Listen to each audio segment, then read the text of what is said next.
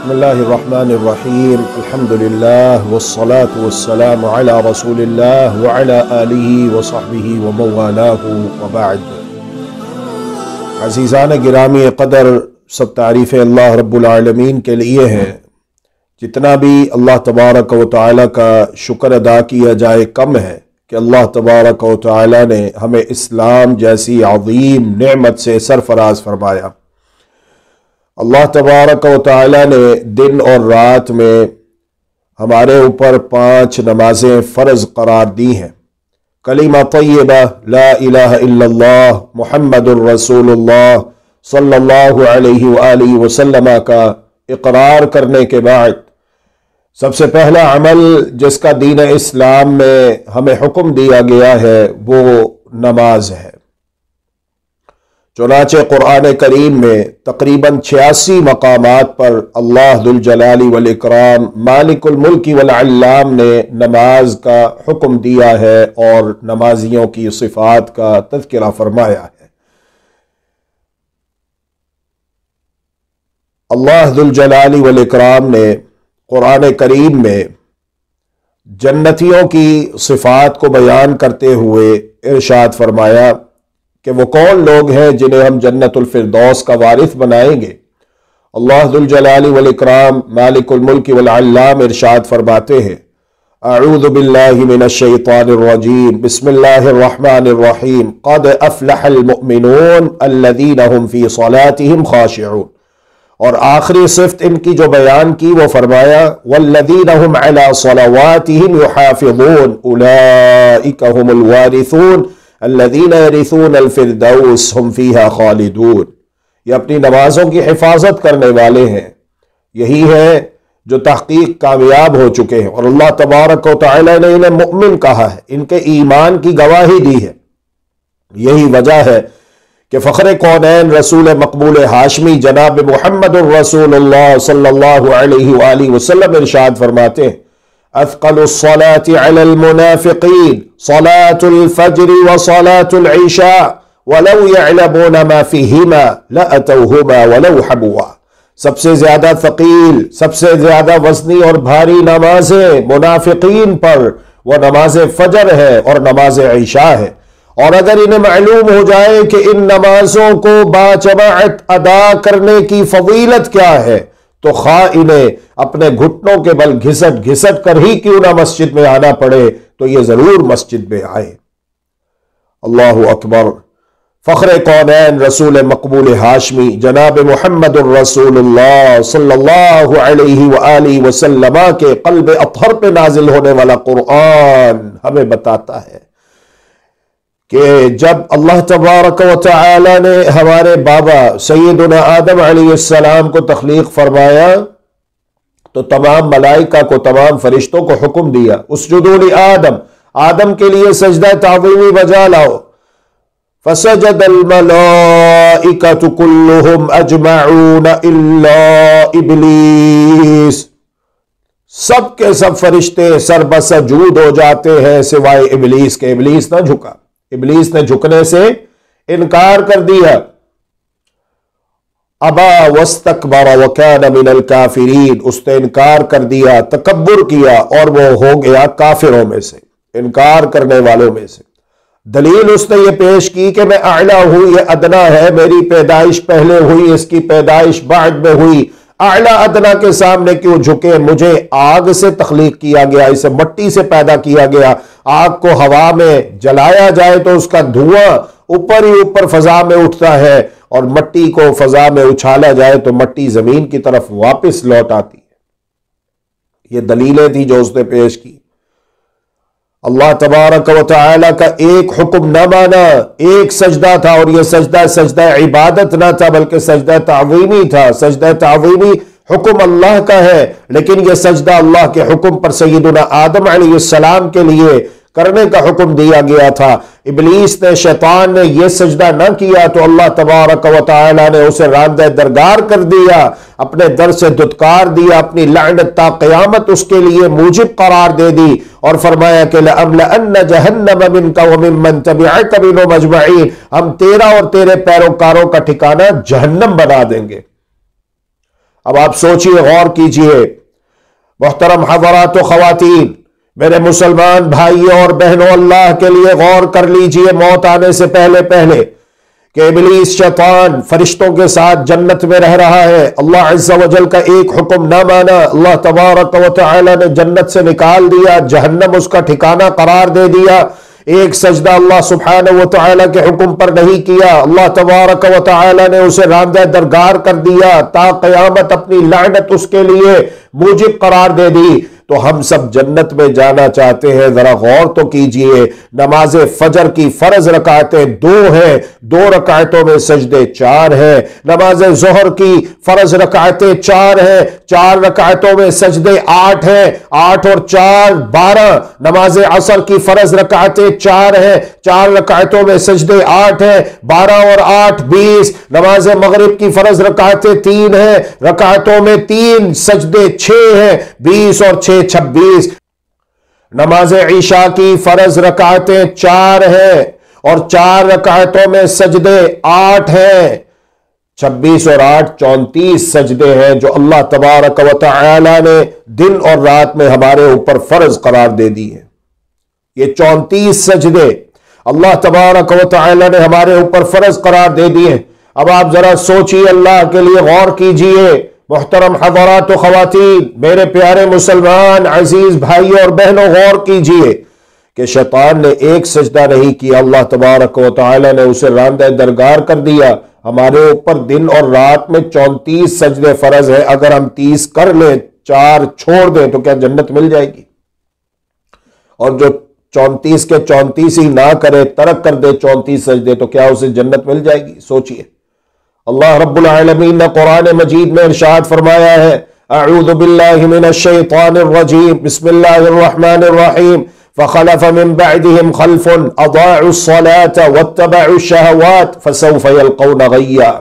انبیاء کرام علیہ السلام کا تذکرہ فرمایا، پھر فرمایا کہ ان کے جانشین، ان کے بعد کچھ ایسے نہ خلف اور نہ بلد لوگ پیدا ہو گئے جنہوں نے نماز کو ضائع کر دیا۔ اہل علم کہتے ہیں کہ نماز کو ضائع کرنے کا معنی یہ ہے ای اخروها عن وقتها، نماز کو اس کے مقررہ وقت سے لیٹ کر کے پڑھنا۔ انہوں نے نماز تو ادا کی لیکن نماز کو اس کے مقررہ اول وقت سے لیٹ کر کے پڑھا، یہ بھی نماز کو ضائع کرنا ہے۔ انہوں نے نماز کو سستی اور غفلت کی وجہ سے کبھی پڑھ لیا اور کبھی نہ پڑھا، سستی اور غفلت کی وجہ سے نماز کو چھوڑ دیا اور کبھی کبھار نماز پڑھ لی، یہ بھی نماز کو ضائع کرنا ہے۔ اور تیسرا معنی و مفہوم ہے نماز کو ضائع کرنے کا، اضاعت صلاۃ کا، کہ بالکلیہ نماز کو ترک کر دینا۔ تو یہ تینوں معنی اور مفاہیم ہیں اضاعت صلاۃ کے۔ واتبعوا الشہوات، انہوں نے ایسا کیوں کیا؟ اپنی خواہشات کی پیروی کرتے ہوئے۔ کتنے لوگ ہیں جو فجر کی نماز کے وقت سوئے رہتے، کتنے لوگ ہیں جو ظہر عصر مغرب عشاء میں محض اپنے کاروبار، مارکیٹ، دکانداری کی وجہ سے غفلت اور لاپرواہی کا مظاہرہ کرتے ہیں۔ واتبعوا الشہوات، اپنی خواہشات کی پیروی کی۔ تو فرمایا کہ اگر یہ توبہ نہیں کرتے فسوف یلقون غیا، تو ہم ان کی ملاقات غی کے ساتھ کروائیں گے۔ غی کیا ہے؟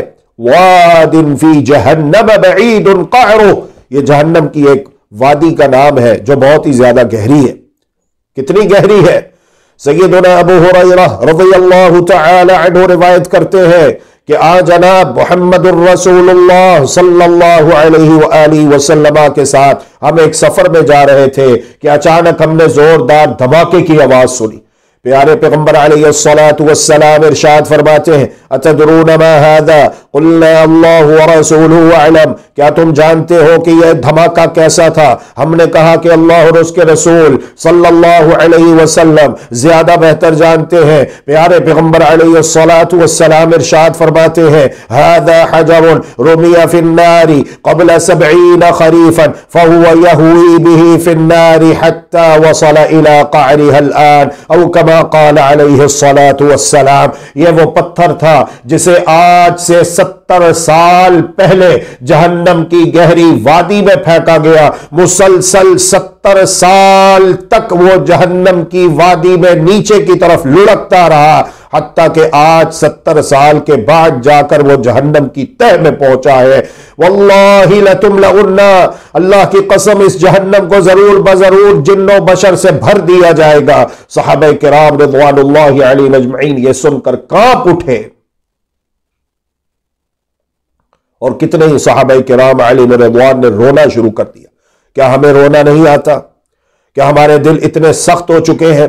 کیا ہم دنیا کی رنگینیوں میں اس قدر گم ہو چکے ہیں کہ ہم اپنی موت سے غافل ہو گئے، قبر سے غافل ہو گئے، قیامت سے غافل ہو گئے، اور ان تمام وعیدوں سے غافل ہو چکے ہیں؟ جو وعیدیں، جو سزائیں اللہ اور اس کے رسول صلی اللہ علیہ وآلہ وسلم نے بیان کی۔ تو میرے مسلمان بھائی اور بہنوں، آئیے توبہ کریں، آئیے توبہ کریں۔ توبہ کا دروازہ کھلا ہوا ہے، توبہ کر لیں اس وقت کے آنے سے پہلے کہ جب توبہ کوئی فائدہ نہیں دے گی، توبہ کرنے والے کی توبہ قبول نہیں کی جائے گی، جیسا کہ قرآن و حدیث کے اندر اس کے دلائل موجود ہیں۔ توبہ کر لیں، ابھی وقت توبہ ہے۔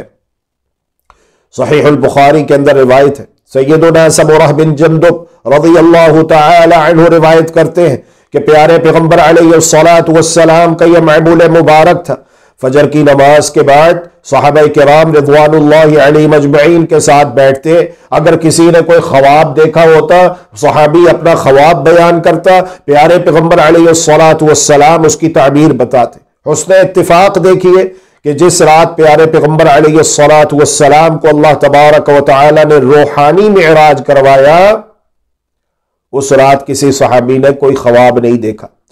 پیارے پیغمبر علیہ الصلاۃ والسلام ارشاد فرماتے ہیں، میں سو رہا تھا، دو فرشتے میرے پاس آئے، انہوں نے مجھے اپنے ساتھ چلنے کو کہا، میں ان کے ساتھ چلتا رہا یہاں تک کہ اللہ تبارک و تعالی نے جہنم دوزخ میں ایک خوفناک منظر جو مجھے دکھایا وہ یہ ہے کہ ایک شخص الٹا لیٹا ہوا ہے اور دوسرا شخص بھاری بھر چٹان نما پتھر لیے اس کے سرہانے کھڑا ہے، اور وہ پتھر کو اٹھاتے ہوئے اپنے سر سے اوپر لے جاتا ہے اور پوری قوت کے ساتھ الٹے لیٹے ہوئے شخص کے سر پر اس پتھر کو دے مارتا ہے کہ اس کا سر کچل کے رکھ دیتا ہے۔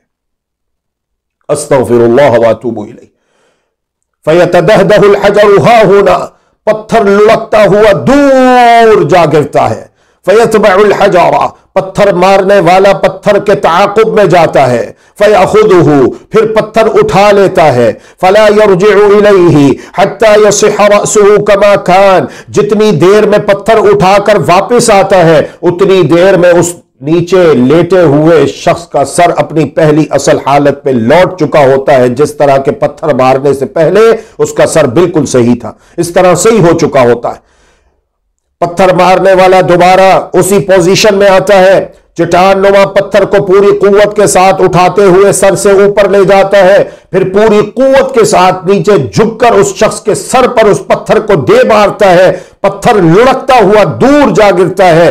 وہ پھر اس کے تعاقب میں جاتا ہے، پتھر اٹھا کے لاتا ہے، جتنی دیر میں پتھر لے کر واپس آتا ہے اتنی دیر میں اس کا سر اپنی پہلی اصل حالت پہ لوٹ چکا ہوتا ہے۔ وہ دوبارہ اسے پتھر مارتا ہے۔ پیارے پیغمبر علیہ الصلاۃ والسلام ارشاد فرماتے ہیں، اس قدر خوفناک منظر جب میں نے دیکھا تو فوراً کہا سبحان اللہ،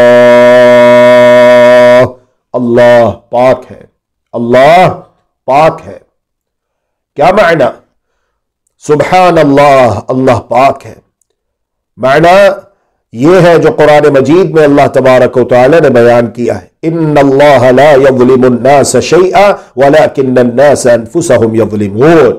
بلا شک و شبہ اللہ سبحانہ و تعالی لوگوں پر کچھ ظلم نہیں کرتا، یہ لوگ ہیں جو گناہ کما کے خود اپنی جانوں پر ظلم کرتے ہیں اور اللہ تبارک و تعالی کی رحمت کی بجائے اس کے عذاب کو دعوت دیتے ہیں۔ یہ لوگ ہیں جو خود اپنی جانوں پر ظلم کرتے ہیں، اللہ تبارک و تعالی کسی پر ظلم نہیں کرتا۔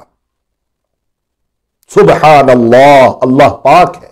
ما ہؤلاء، کون ہے یہ پتھر مارنے والا اور جسے پتھر مارا جا رہا ہے؟ جبریل امین علیہ السلام نے بتایا اس کے دو جرم ہیں۔ پتھر مارنے والا فرشتہ ہے جسے اللہ تبارک و تعالی نے اس کی سزا پر مقرر کر دیا، یہ اسے پتھر مارتا رہے گا جب تک قیامت قائم نہیں ہو جاتی، جب تک قیامت قائم نہیں ہو جاتی، جب تک قیامت قائم نہیں ہو جاتی۔ اسے مسلسل یہی سزا دی جاتی رہے گی۔ اور جسے پتھر مارا جا رہا ہے اس کے دو جرم ہیں۔ اس کا پہلا جرم انہ الرجل یاخذ القرآن فیرفضہ، اس کے پاس قرآن آیا، اس کے پاس اللہ رب العالمین کی تعلیمات آئی، اس کے پاس اللہ رب العالمین کے احکامات آئے، اس کے پاس اللہ رب العالمین کی ہدایات آئی، لیکن اس نے اللہ تبارک و تعالی کی تعلیمات، احکامات، ہدایات کی پرواہ نہیں کی، انہیں نظر انداز کر کے آزادانہ زندگی بسر کرتا رہا، قرآن و سنت کی پیروی نہیں کی، قرآن و سنت کی تعلیمات کا تتبع نہیں کیا، اور اسی حال پر مر گیا۔ توبہ کر لیتا تو اللہ رب العالمین کو غفور الرحیم پاتا، توبہ بھی نہیں کی، مر گیا بغیر توبہ کے۔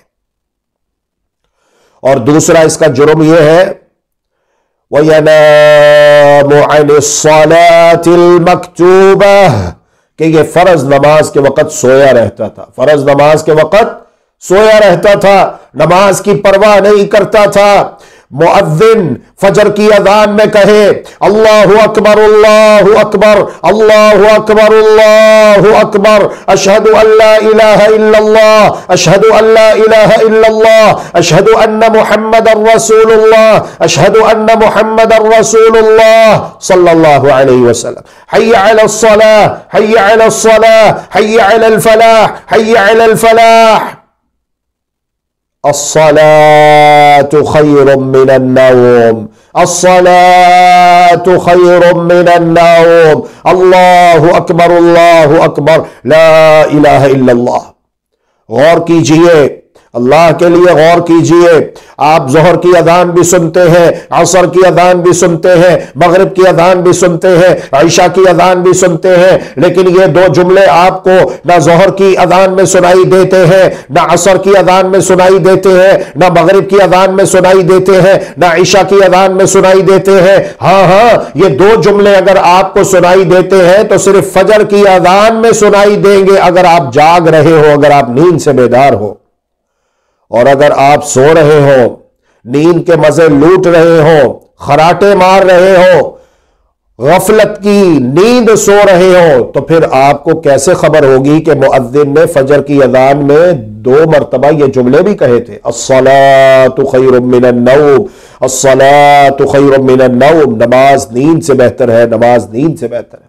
تو آئیے توبہ کریں، اللہ تبارک و تعالی ہم سب کو پکا سچا مسلمان بنا دے، اللہ تبارک و تعالی ہم سب کو سچی توبہ موت سے پہلے پہلے نصیب فرمائے، اللہ رب العالمین ہمارے اندر جنتیوں والی اچھی صفات پیدا فرمائے، اس لیے کہ ہم سب جنت میں جانا چاہتے ہیں۔ اللہ تبارک و تعالی ہمیں جنتیوں والا پاکیزہ خوبصورت عقیدہ نصیب فرمائے، اللہ تبارک و تعالی ہمیں جہنمیوں کی بری صفات سے بچائے، جہنمیوں کے فاسد عقائد سے محفوظ رکھے، اس لیے کہ ہم میں سے کوئی بھی جہنم میں نہیں جانا چاہتا۔ اللہ تبارک و تعالی دین دنیا و آخرت کی بھلائیاں ہمیں خوب عطا فرمائے، اور سچی توبہ کرتے ہوئے آئندہ 5 وقت کی نمازوں کی حفاظت کرنے کی توفیق عطا فرمائے۔ رات کو جلدی سوئیے تاکہ صبح بر وقت آپ نیند سے بیدار ہو، پورا گھر اٹھے، اگر گھر کا ایک فرد نیند سے بیدار ہوا ہے تو وہ گھر کے تمام افراد کو اٹھائے، اور گھر کے تمام افراد نیند سے بیدار ہو جائے اور نماز ادا کریں، نماز ادا کریں، نماز ادا کریں۔ نماز فجر ادا کرنے کی اتنی زیادہ فضیلت ہے، اس کا اندازہ آپ یہاں سے بھی لگا سکتے ہیں کہ جو نماز فجر سے پہلے ادا کی جانے والی 2 سنتیں ہیں، ان کے بارے میں جناب محمد الرسول اللہ صلی اللہ علیہ وآلہ وسلم نے ارشاد فرمایا، رکعتا الفجر خیر من الدنیا وما فیہا، فجر کی 2 رکعتیں جو سنتیں دنیا وما فیہا سے بہتر ہیں۔ کہا یہ جاتا ہے کہ دنیا کا سب سے امیر آدمی وہ ہے جس کے پاس 375 کھرب ڈالر ہیں، پھر اس کے بعد جس کے پاس 370 کھرب ڈالر ہیں، پھر اس کے بعد دنیا کا امیر ترین تیسرے نمبر پر آدمی وہ ہے جس کے پاس 350 کھرب ڈالر ہے۔ ہم یہ کہتے ہیں ان سب سے زیادہ دنیا کا امیر ترین آدمی وہ ہے جو فجر کی 2 سنتیں ادا کر لیتا ہے، اس لیے کہ محمد الرسول اللہ صلی اللہ علیہ وآلہ وسلم نے ارشاد فرمایا، رکعتا الفجر خیر من الدنیا وما فیہا، فجر کی 2 رکعتیں، فجر کی 2 سنتیں خیر من الدنیا وما فیہا، یہ دنیا وما فیہا سے بہتر ہے۔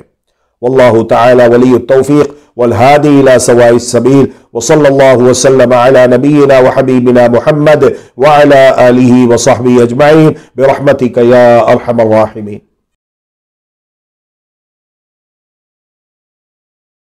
اللهم إنك عفو تحب العفو فاعف عنا.